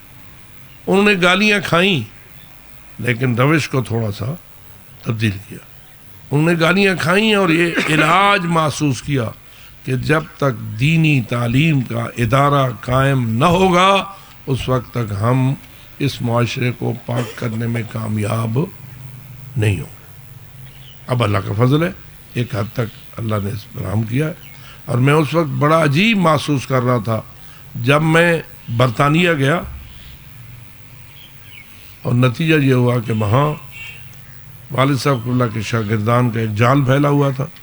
انگریز ملکوں بستیوں کے اندر ہمارے والد صاحب اللہ کے شاگردانوں نے مسجدیں اور امام بارگاہیں قائم کی ہوئی تھیں، اور وہاں 10 گھر بستے ہیں شیعہ کے یا 5 گھر بستے ہیں شیعہ کے، وہ ان کو نماز بھی پڑھاتے تھے، مسائل بھی بتاتے تھے، عزاداری بھی ہوتی تھی، اور مجھے ہر روز کوئی نہ کوئی بلاتا تھا، آؤ آج ہمارے ہاں افطاری کرو، اور نتیجہ یہ ہوتا تھا کہ گاڑی اپنی لے آتے تھے اور مجھے وہ اپنے وہاں لے جاتے تھے، افطاری کر کے ہم وہاں بیٹھک کرتے تھے اپنے عزیزان کے ساتھ، اور پھر گھر واپس آ جاتے تھے۔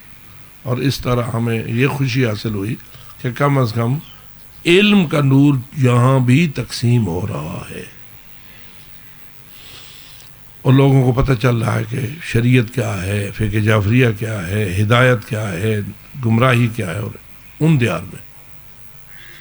اور ایسا ہی امریکہ میں بھی ہے، اوپر سے امریکی غالب ہیں، اندر سے علماء ہیں جو اپنی خدمت انجام دے رہے ہیں، اگرچہ کہ ان کی کوئی اتنی اپریشیٹ ان کو لوگ نہیں کرتے، لیکن پھر بھی وہ اپنا کام کرنے میں کامیاب ہو رہے ہیں۔ تو میں یہ سمجھتا ہوں کہ یہ حل ہے دینی تعلیم میں اضافہ کرنا اور لوگوں کو اپنے دین کی طرف متوجہ کرنا۔ آپ بھی اسی سلسلے میں تشریف لاتے ہیں، اور میں امید کرتا ہوں کہ آپ اس کو اہمیت دیں گے، اپنی اولاد کے حوالے سے بھی، اپنی نسلوں کے حوالے سے بھی، اور اپنے دیگر تمام افراد کے حوالے سے، تاکہ آپ اپنے حق کی طرف متوجہ ہوں اور حق پر عمل کریں۔ کرو۔ پہلا سوال ہے جی، اگر احرام کی حالت میں ٹوتھ برش کرتے ہوئے دانتوں سے خون نکل آئے تو کیا حکم ہے؟ پہلی بات تو یہ ہے کہ برش جب آپ کرتے ہیں تو جو دوائی آپ کی استعمال کرتے ہیں جس کو آپ پیسٹ کہتے ہیں، اس میں خوشبو ہوتی ہے یا نہیں؟ ہوتی ہے۔ مجھے آپ بتائیے کوئی پیسٹ ایسی آپ کو ملی ہے جو خوشبو سے خالی ہو؟ اکثر میں خوشبو ہے، اور اگر اکثر میں خوشبو ہے بلکہ ہر ایک میں خوشبو ہے، تو کیا خوشبو کا استعمال حالت احرام میں؟ آپ نے پڑھا ہے، آپ پھر پڑھیں کہ خوشبو کا استعمال حالت احرام میں جائز نہیں ہے، بلکہ باعث کفارہ بھی ہو سکتا ہے۔ آپ کہتے ہیں کہ حالت احرام میں خون نکلا، بھئی آپ نے کیوں کی پیسٹ استعمال؟ آپ یہ عہد کریں کہ دوران احرام ہم یا خوشبودار پیسٹ استعمال کرنے کے لیے برش کو استعمال نہیں کریں گے، اور یا کوئی ایسی چیز استعمال کریں گے جس میں خوشبو نہ ہو۔ اس سے تو بہتر ہے کہ یہ جو منجن ہوتا ہے نا آپ کا، جو انگلی کے ساتھ آپ لگا لیتے ہیں، وہ زیادہ بہتر ہے بجائے اس برش کے، کیونکہ برش کی سختی یا اس کی نرمی یا اس کا مارنا کہیں آپ کے خون نکلنے کا باعث بھی بن سکتا ہے، اور خون نکالنا بھی حالت احرام میں صحیح نہیں ہے، اور ویسے بھی خوشبو کا استعمال صحیح نہیں ہے۔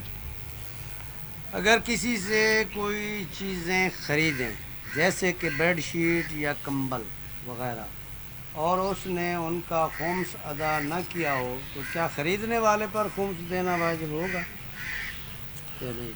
اگر اس کو یقین ہے کہ اس پر خمس واجب ہوا تھا اور اس نے ادائیگی کی پرواہ نہیں کی، تو یا اس سے نہ خریدے یا خمس ادا کرے۔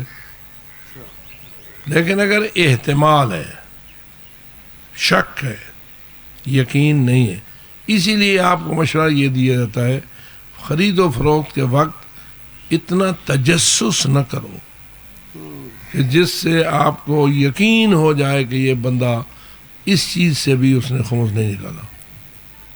ہر چیز کا خمس ہر ایک پر واجب نہیں ہوتا، خرید و فروخت ہوتی ہے تو جو چیز کوئی بندہ بیچ رہا ہے، کیا ضروری ہے کہ اس پر اس کا خمس واجب ہوا ہو؟ خمس تو تب واجب ہوگا جب وہ اس کی بچت بناؤ۔ اور کیا ہر شے یہ مثلا یہ رسالہ مولانا تنویر صاحب نے بانٹا ہے، آپ کو یقین ہے کہ تنویر صاحب پر اس کا خمس واجب تھا اور نہیں دیا مثلا؟ یقین تک پہنچنا اتنا آسان نہیں. آپ اس کی تلاش میں جائیں نہیں, صحیح. پیچھا ہی مت کرو. جیسے تفتیش ہوتی ہے ایک چور کی, وہ تفتیش آپ مت کرو. اور آپ کے علم میں نہیں ہے کہ اس کا خمس ان پر واجب ہوا تھا اور انہیں نہیں دیا. شاید ایسا ہوا ہو, شاید پہ آپ پر واجب نہیں ہے کہ آپ اس کا خمس نکالیں. لفظ یقین میں نے استعمال کیا ہے, اور اس یقین کا بازار میں ہر چیزوں کے بکنے والے امور پر مرتب ہونا اتنا آسان کام نہیں ہے. ہاں اس وقت یقین ہو جائے گا جب آپ ہی کے گھر میں یہ چیز کئی سال سے پڑی تھی اور آپ ہی کے بندے نے اسے بیچا. آپ کو پتا ہے کہ یہ اس چیز کو بیچ رہا ہے جو چیز میرے ہی گھر میں خمس کے لائق تھی اور اس کا خمس ادا نہیں. کیا ایسا ہوتا ہے اپنے گھر میں کوئی چیز ایسی ہو سکتی ہے جس کا آپ کو یقین ہو جائے؟ آپ کے گھر کی چیز ہے, آپ کو پتا ہے کہ 5 سال سے ہمارے گھر میں پڑی ہے, میرے گھر میں پڑی ہے, میرے بھائی کے گھر میں پڑی ہے, میرے کسی کے گھر میں پڑی ہے, اور اس کا خمس اس پر واجب ہوا تھا اور اس نے نہیں دیا, تو البتہ مسئلہ آپ پر آ جائے گا. لیکن عام طور پر بازار میں بکنے والی چیزوں کا علم دوسروں کے بارے میں یقین کی منزل تک نہیں ہوتا. اور اس کا نتیجہ یہ ہوتا ہے کہ آپ کو یقین نہیں, لہذا آپ پر واجب نہیں, اسی پر واجب تھا. وہ جواب دے گا اور اپنا دامن خود چھڑائے گا. آپ کو تو یقین نہیں. اور اگر یوں ہو جائے کہ بازار کی ہر چیز کا خمس آپ پر واجب ہو جائے تو بازار چلے گا؟ کوئی خرید و فروخت ہوگی؟ ایک ادنا صحت مال شاید صحیح متنا خمس نہ دیتا ہوئے, ای نہ دیتا ہوئے تو میں نہ گنا. یہ شاید پہ آپ بات نہ کریں.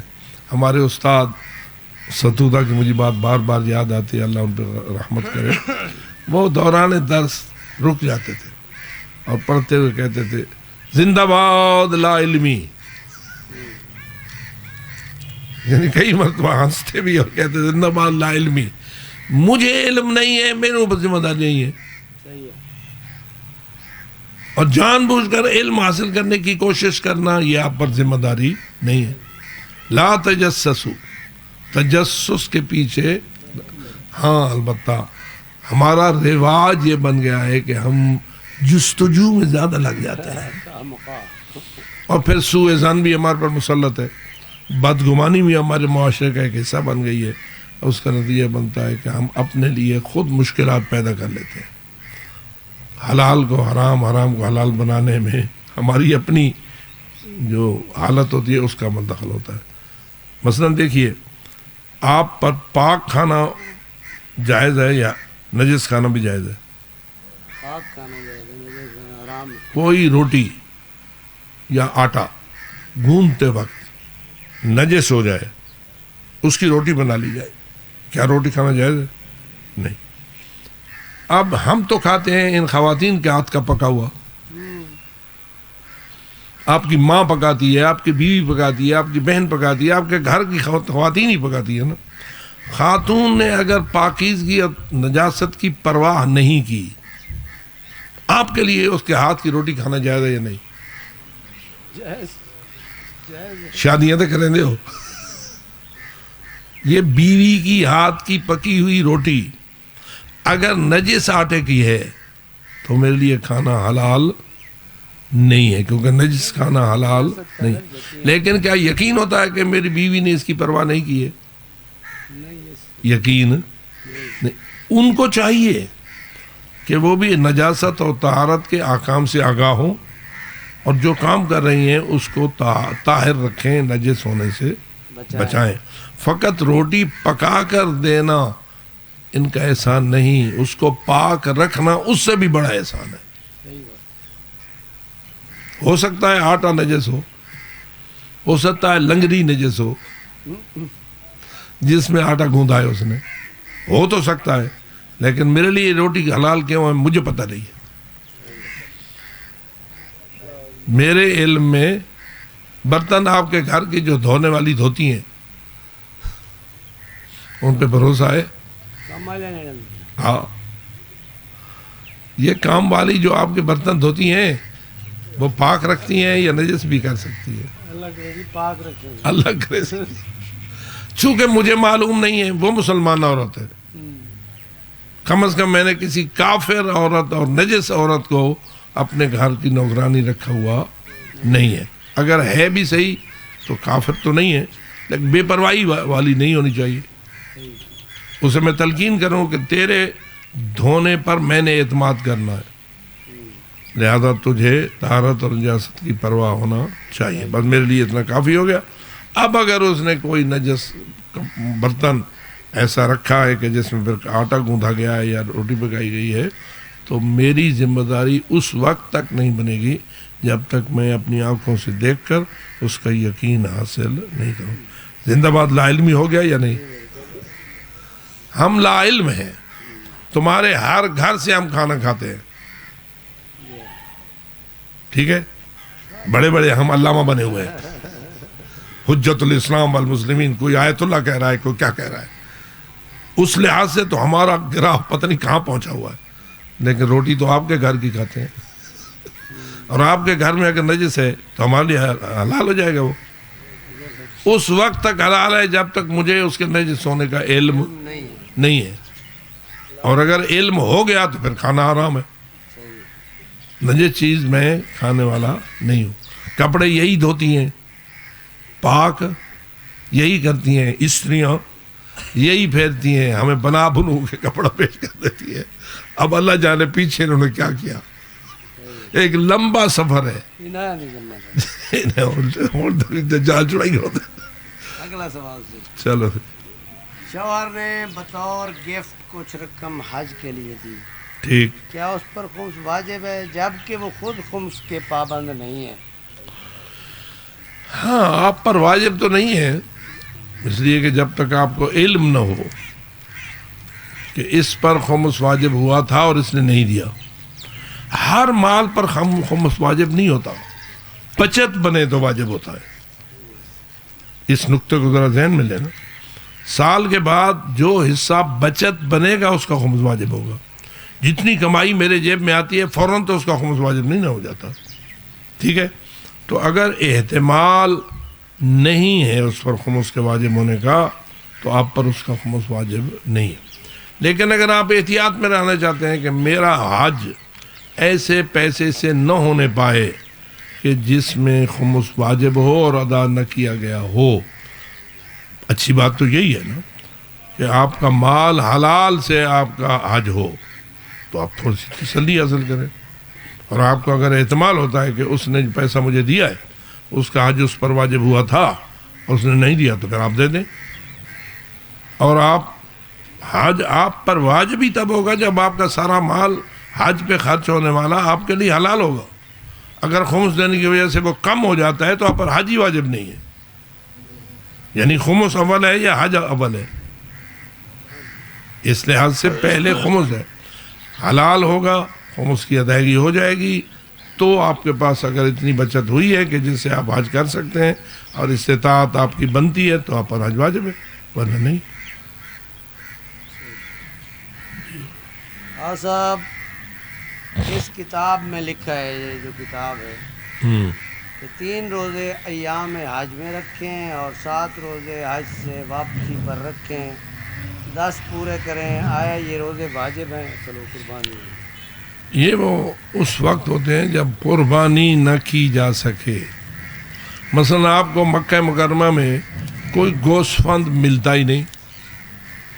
یہ تو چلو ماحول ایسا بن گیا ہے کہ پورے عالم سے بکریاں بھیڑیں جو ہیں وہ بحری جہازوں پر چڑھا کر مکہ مکرمہ پہنچا دی جاتی ہیں، اور آپ کو ایک نہ ایک بکری یا ایک نہ ایک گوشت فند اپنی قربانی کے لیے میسر آ جاتا ہے. ورنہ مکے کے اندر تو اتنی بھیڑیں نہیں ہوتی ہیں نا، ٹھیک ہے، باہر سے پہنچا دی جاتی ہیں اور آپ کو خرید و فروخت کے ذریعے وہ مل جاتی ہیں.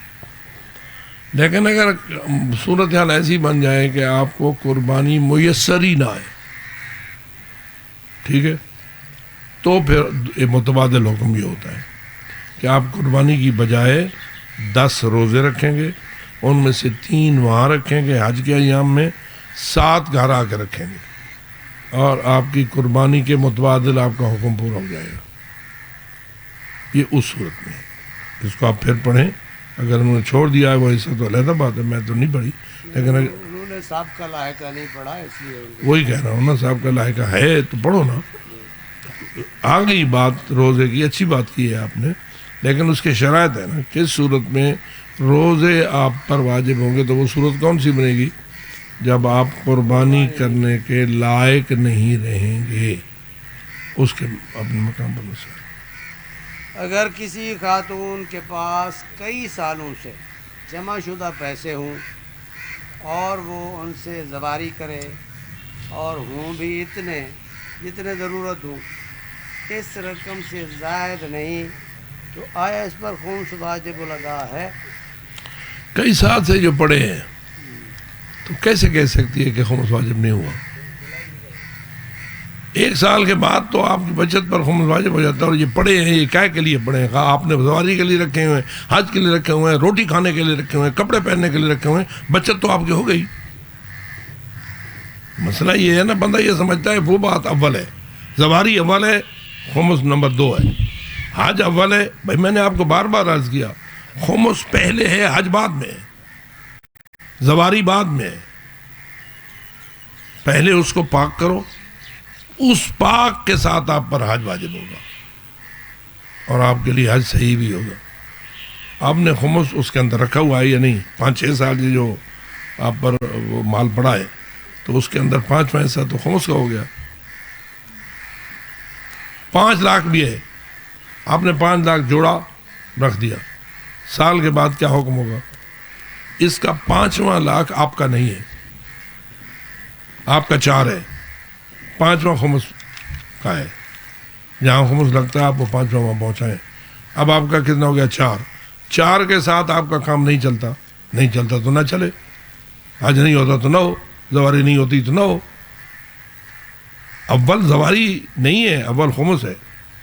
اول حج نہیں ہے, اول آپ کا خمس ہے. یعنی خمس پر حج موقوف ہے, حج پر خمس موقوف نہیں ہے. ایسے ہی ہے جیسے وضو پر نماز موقوف ہے. وضو کرو گے تو نماز ہوگی نا, اور اگر وضو نہیں ہوتا آپ کا تو آپ کی نماز کیسے ہو جائے گی؟ اس نقطے کو سمجھو, اپنے ذہن میں بٹھاؤ.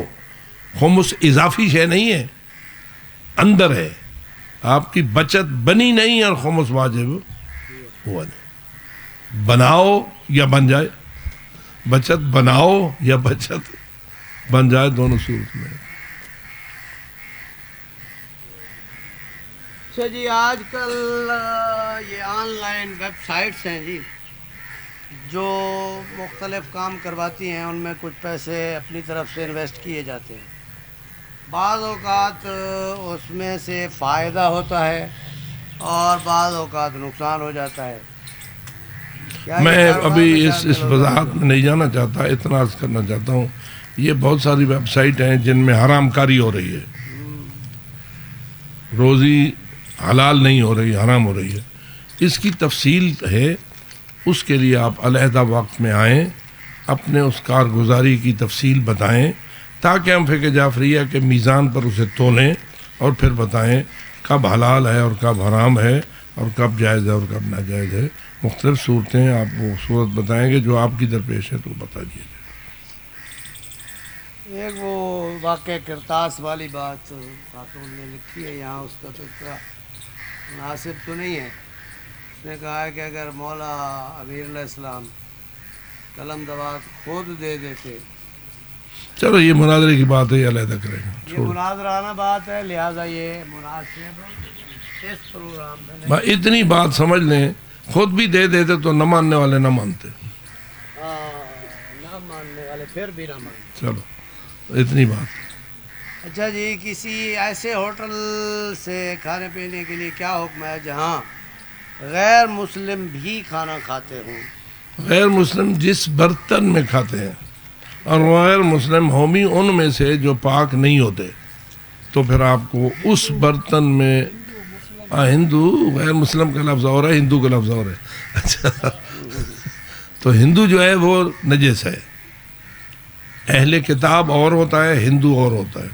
میں اس لیے بچ کے آپ سے چل رہا ہوں کہ اگر غیر مسلم پاک ہے اگر, تو بہرحال اگر نجس بھی ہے کوئی کافر تو جس برتن میں اس نے کھایا ہے اس برتن میں آپ نہ کھائیں. اس ہوٹل سے کھا سکتے ہوٹل سے کھا سکتے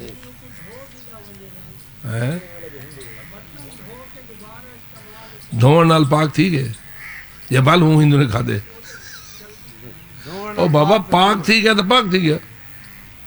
نجس ہوا تھا دھویا پاک ہو گیا. پاک ہو گیا آپ کے لیے کھانا جائز ہو گیا. اچھا جی یہ برتن برتن کا حکم ہے, پوری دکان کا حکم ایک نہیں. ہاں اس دفعہ سعودی حکومت نے قربانی اپنے ذمہ لی ہے تو ہمارے لیے کیا حکم ہے آغا سیستانی کے مطابق؟ کیا کافی ہم نہیں روزے ہے, رکھیں یا اپنی کافی نہیں ہے. ان کی قربانی کافی نہیں ہے. آپ اس کا انتظام کریں کہ اپنی قربانی آپ ہو یا صحیح کریں وہ. یہ تو آپ کا مسئلہ ہے, یہ ان کا مسئلہ ہے بھائی. یہ ان پہ پتہ نہیں کتنی لمبی چوڑی بیٹھ کے کیے ہیں وزارت مذہبی امور کے ساتھ. ایک منٹ کی بات کرتا ہوں کہ گورنمنٹ نے اس دفعہ زبردستی تمام حجاج سے پیسے لے لیے ہوئے ہیں قربانی کے, اور ہم نے اس پر کافی محنت کی ہے. جو آپ کے سالاران ہوتے ہیں, گروپ لیڈرز اور بزرگ علماء قبلہ صاحب جیسے سرپرست ہمارے ہیں, تو ان کی مشاورت سے, بزرگان کی مشاورت سے ہم نے وزارت مذہبی امور سے بات کی. وزارت مذہبی امور نے ہماری بات وہاں جو کمپنی ہماری قربانی کرے گی ہماری طرف سے اس سے بات کی کہ فقہ جعفریہ کے مطابق قربانی کے مسائل ہیں. تو ان سے ہماری میٹنگ ہوئی ہے. باقی انہوں نے ہر بات مانی ہے, لیکن اصل معاملات مکہ میں جا کے حل ہوں گے. آپ اپنے آپ کو ذہنی طور پر تیار رکھیں. اگر انہوں نے ہماری باتیں نہ مانی تو پھر قربانی ہمیں خود ہی کرنا ہوگی. اگر انہوں نے ہماری باتیں مان لی تو پھر قربانی آپ پر نہیں ہوگی. اگر وہ ہمیں موقع دیتے ہیں کہ ہم آپ کی طرف سے جا کے قربان گاہ میں ہر بندے کا نام لے کے اس کی طرف سے قربانی کریں گے تب آپ کی طرف سے قربانی ہو جائے گی, ورنہ قربانی نہیں ہوگی. اور حاجی صاحبان 600-700 ریال مزید اپنی جیب میں رکھیں, ورنہ حج نہیں ہوگا. یہ مجھے نہ دیکھیں آپ. اچھا جی, اگلا سوال ہے. انشاءاللہ کوشش ہماری ہے, پریشان ہونے کی ضرورت نہیں. کوشش ہماری ہے کہ ہم آپ کی طرف سے صحیح قربانی کرنے میں وہ ہو جائیں, کامیاب ہو جائیں.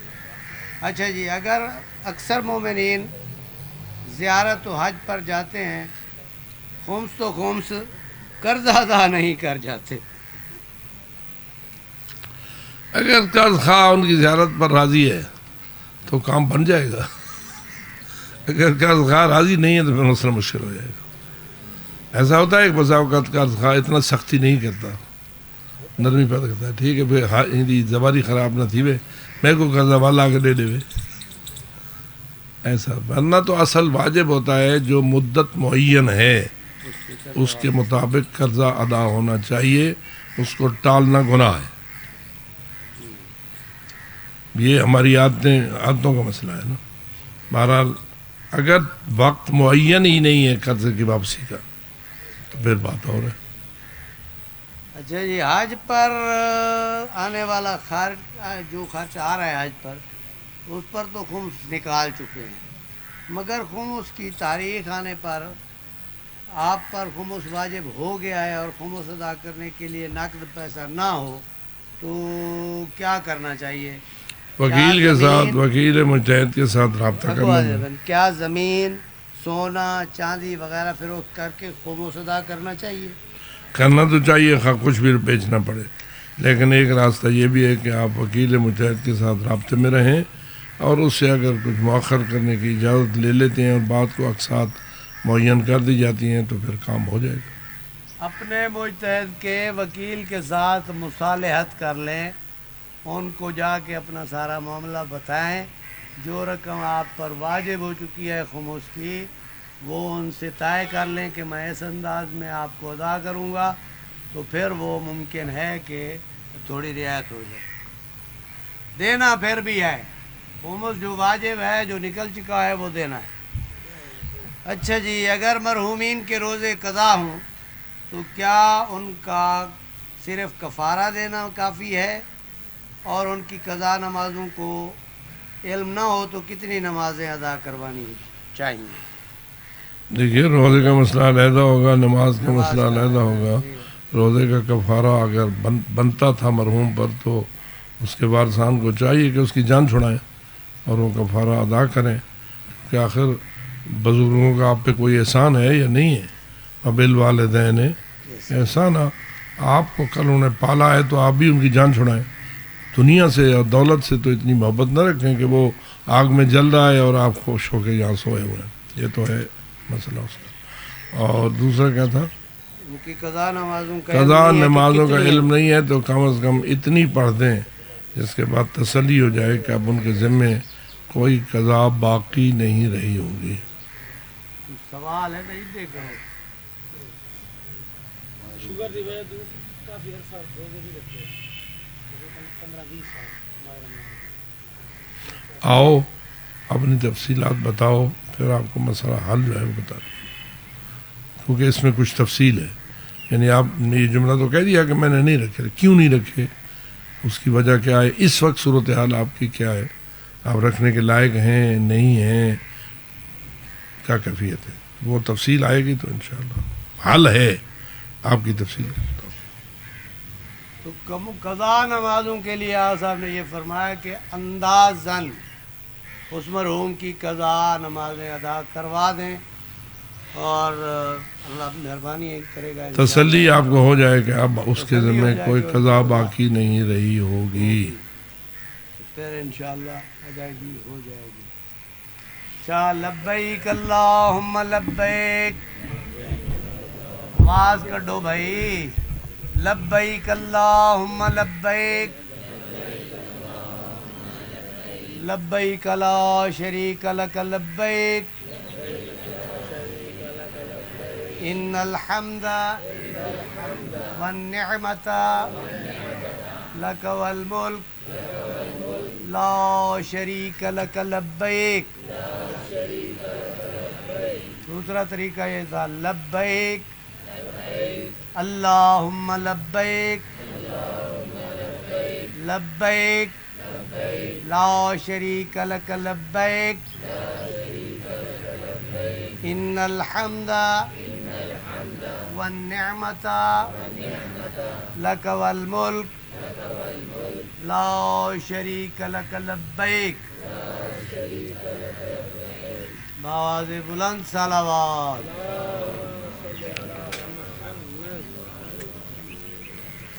مولانا باقر عباس صاحب قبلہ ہیں؟ اگر ہیں تو آ جائیں. اچھا بس وہ پڑھائی تھی.